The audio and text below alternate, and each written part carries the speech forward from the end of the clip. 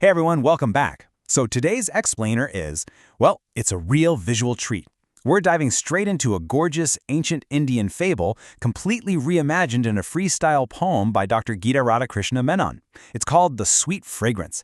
And honestly, we're going to unpack a pretty massive lesson today about identity, self-worth, and, those hidden treasures we literally all carry around with us every single day.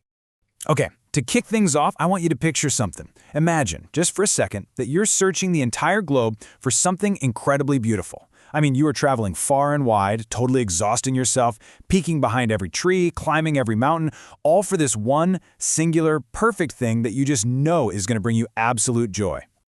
But what if you went on that massive, totally exhausting journey, only to find out it was inside you all along?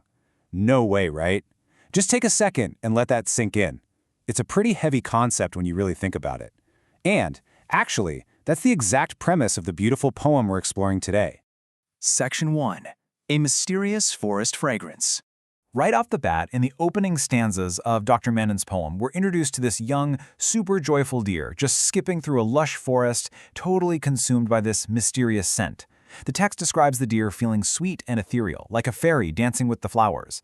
I mean, you can really picture the absolute joy and weightlessness of this little creature, right?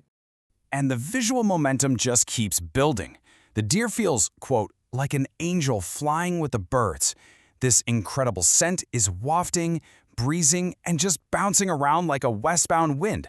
Literally, even while the deer sleeps.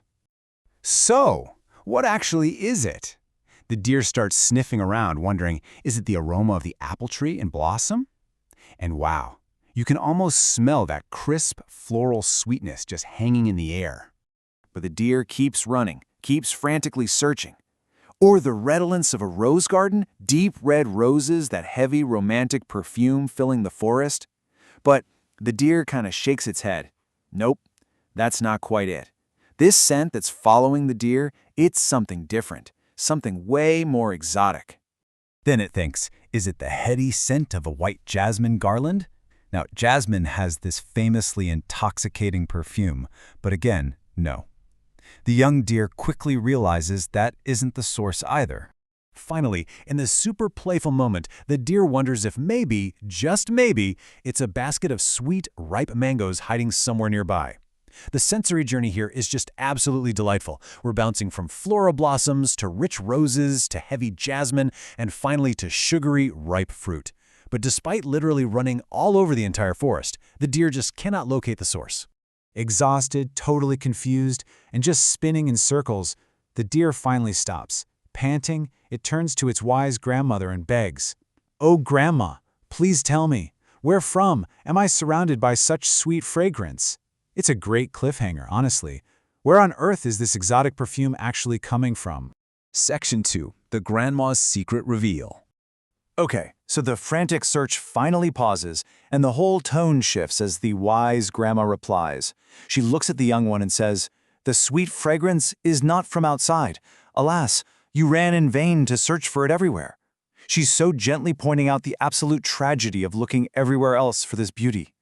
And boom, here is the grand reveal. She says, "You are a musk deer." It's this massive aha moment. The deer hasn't been smelling flowers or fruit at all. Actually, scratch that. It's essentially just been running around marveling at its own natural perfume the whole time.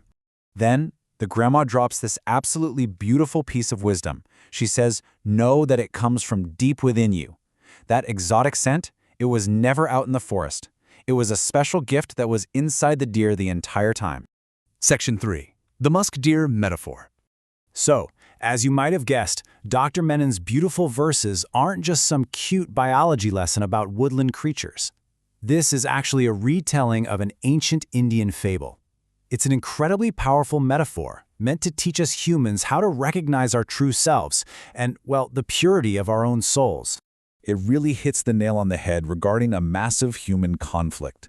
We spend so much time searching outside in vain, looking externally for validation, for happiness, for our worth.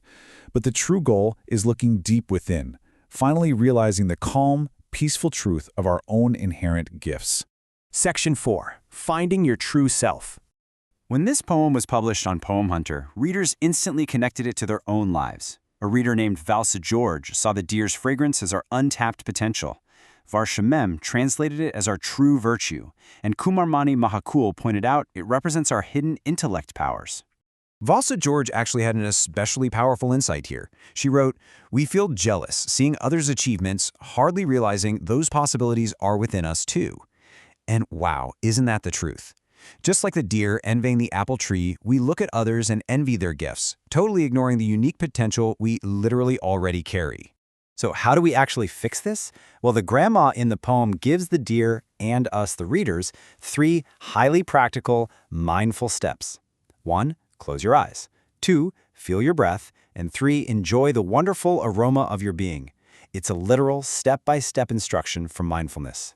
It's all about taking a pause, stopping that frantic outward search, and just sitting quietly enough to recognize your own special aura.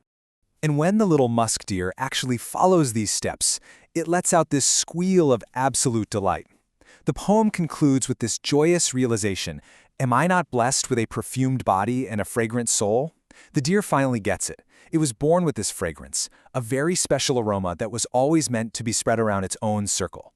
Which brings us to our final takeaway, and a question I really want to leave you with today.